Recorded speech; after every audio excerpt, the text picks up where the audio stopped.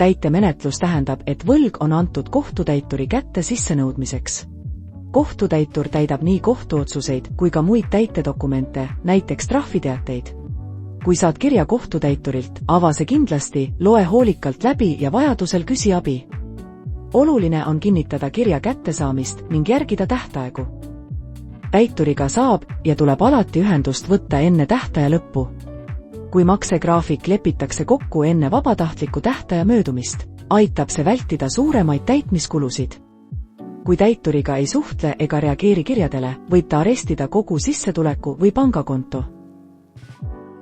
Selleks, et igakuine miinimumsumma jääks sinu kontole alles, tuleb täiturile esitada vastav taotlus. Kui sul on ülalpeetavaid, tuleb see taotluses kindlasti ära märkida, see võib jätta sulle veelgi suurema summa igakuiselt kätte. Kui konto on arestitud, on oluline arutada olukorda ka tööandjaga, sest kohtutäitur edastab arestiteate ka tööandjale. Iga makstud euro vähendab võlga ja viib lahenduse lähemale. Täitemenetlus ei tähenda, et oled olukorraga üksi. Võlanõustajate kontaktid leiab minuraha.ee või Eesti Võlanõustajate Liidu veebilehtedelt. Võta ühendust ja võlanõustaja aitab seista sinu õiguste eest, suhelda täituriga ning koostada plaani.